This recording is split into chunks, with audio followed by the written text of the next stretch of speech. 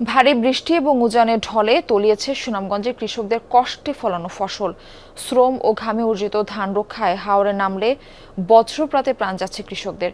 গত মাসে জেলায় বজ্রাঘাতে মারা গেছেন 11 জন, অথচ কোটি টাকা ব্যয়ে 3 বছর আগে 6 উপজেলায় স্থাপন করা হয় বজ্র নিরোধক দণ্ড।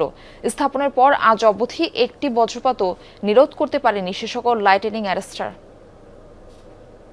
প্রতি বছরের মাননীয় স্পিকার আমার আসন থেকে আমাদের ডেপুটি স্পিকার ওনার এখান থেকে দুইজন মারা গেছে। আমার এখানে যেদিন 4 দিন মারা গেছে। সংসদে যে সময়ে বজ্রপাতে মৃত্যুর কথা বলছেন সুনামগঞ্জ 1 আসনের সংসদ সদস্য কামরুজ্জামান কামরুল, ঠিক তখনই হাওরে তলিয়ে যাওয়া ধান কাটতে গিয়ে বজ্রাঘাতে জেলায় প্রাণ যায় 3 জনের। সেদিন বজ্রপাতে মৃত্যু হয় দিনমজুর জমির উদ্দিনের। পৃথিবীর সকল ঝড় তুফান থেকে আগলে রাখা বাবাকে হারিয়ে অসহায় হয়ে পড়েছে সন্তানরা। পরিবারের একমাত্র উপার্জনক্ষম ব্যক্তির প্রয়াণে অথৈ সাগরে স্ত্রী। আর আমারও 3টে বাচ্চা, আমার জমিনও নাই, জামানও নাই, কিচ্ছুও নাই, তাহলে বাবাই জমিন জুড়েছেন। এই ব্রিজের মধ্যে চাইছিল আইতো আওয়ার পর আবার বাইরে জীবিকার টানে ধান কাটা ও মাছ ধরার সময় প্রতি বছরই বজ্রপাতে হাওরে মৃত্যু হয় হতদরিদ্র কৃষক জেলেদের।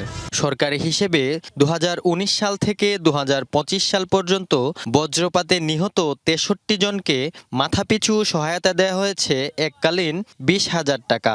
তবে স্থানীয়রা বলছেন বজ্রাঘাতে প্রাণ হারানো মানুষের সংখ্যা এই তালিকার চেয়েও ঢের বেশি। বজ্রপাতালে তো খুব আতঙ্কের মাঝে বাড়ি থেকে মানে খামো যে আইমু আম্মা আব্বা তারা খামো দেন না। যেমন একটা আশ্রয় কেন্দ্র হইতো আর তো বহু দূর, আমরা জানটা বাঁচাই পারলাম না। অথচ 2023 সালে সুনামগঞ্জের 6 উপজেলায় কোটি টাকা খরচ করে 18টি লাইটেনিং অ্যারেস্টার স্থাপন করা হয়, কিন্তু 3 বছরে কোনো বজ্রপাতই নিরোধ করতে পারেনি এই লাইটেনিং অ্যারেস্টার। প্রত্যেকটি বজ্রদণ্ড এর আশেপাশে 100 মিটার পর্যন্ত এরিয়া তারা কাভার করে। এর মধ্যে যদি কোনো বজ্রপাত হয় তাহলে সেখানে কাউন্ট সিস্টেমের একটি সিস্টেম রয়েছে। এই ক্ষেত্রে দেখা যাচ্ছে আমাদের যে বজ্রদণ্ডগুলো আছে এখানে এখনও সবগুলো কাউন্টে হচ্ছে 0 পাওয়া গেছে। কৃষক ও জেলেদের নিরাপত্তায় প্রতিটি হাওরে শেল্টার হাউস নির্মাণের দাবি সচেতন মহলের। সেই সাথে বজ্রপাতে মৃত্যুর ক্ষতিপূরণের আর্থিক পরিমাণ বৃদ্ধির দাবিও জানান তারা।